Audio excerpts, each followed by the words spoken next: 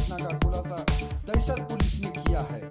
पत्नी द्वारा दिए गए अलग अलग बयान के आधार पर प्रेमी के साथ मिलकर पति को काट डाला था।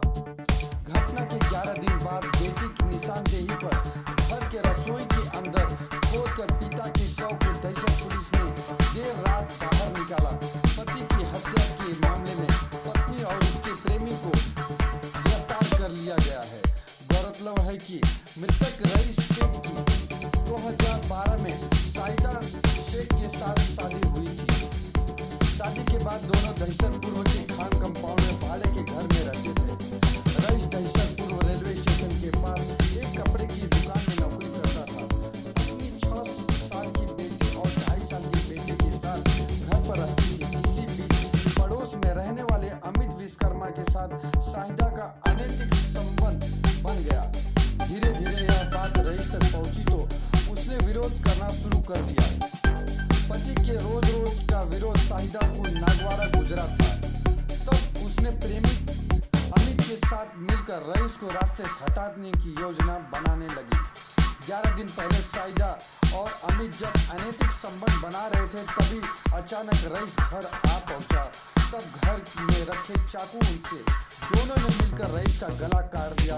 उसी दौरान 6 साल की बेटी 2.5 साल के भाई के साथ घर के अंदर आ गई। तब मां साहिदा ने बेटी को धमकाया कि अगर उसने किसी को इस बारे में बताया तो उसे भी उसके बाप की तरह काट कर जमीन में गाड़ देगी। डीसीपी विशाल ठाकुर के नेतृत्व में दहिसर पुलिस डिटेक्शन टीम के डॉक्टर चंद्रकांत घारगे ने दोनों आरोपी को अपने हिरासत में ले लिया है। आइए देखते हैं हमारे संवाददाता की खास रिपोर्ट। सर, एक हत्या की युक्ति को सुझाया गया है, क्या पूरा मामला बताइए। 25 मई को दहिसर पुलिस स्टेशन में एक महिला ने आके उसके पति गुमशुदा है करके कंप्लेंट दिया था।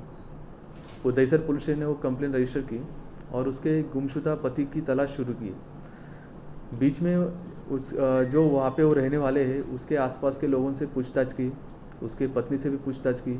तब उसने जो हमें सामने कुछ बातें आई उससे हमें पता चला कि कुछ तो भी इसमें गड़बड़ है।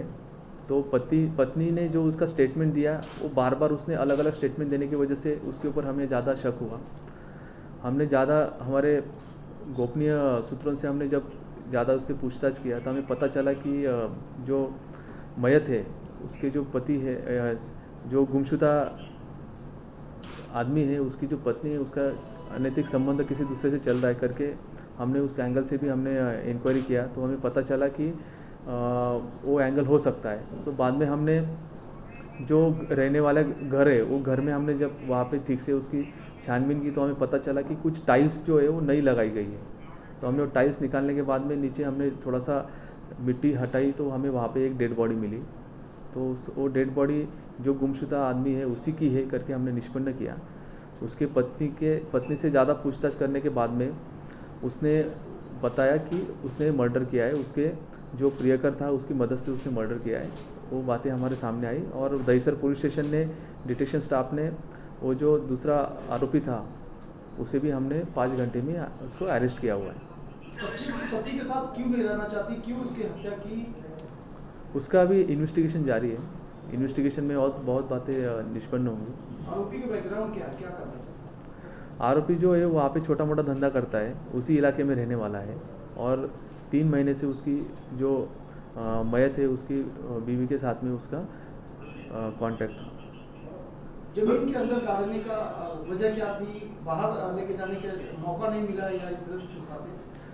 अभी तक के इन्वेस्टिगेशन में ऐसे पता चल रहा है कि ये फुल पहले से प्लानिंग करके उन्होंने ये सब मैंने पूरा घटना को इंतजाम किया है।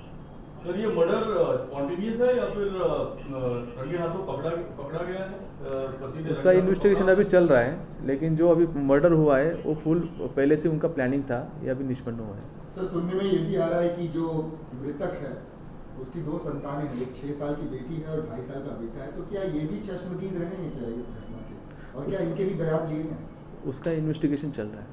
सर, एक ये भी आ रहा है कि उसके पेट टुकड़े किए गए, जो मृतक है उसके पेट टुकड़े करके उसको गाड़ा गया है, इसमें कितनी सच्चाई है? नहीं, टुकड़े किए गए नहीं है।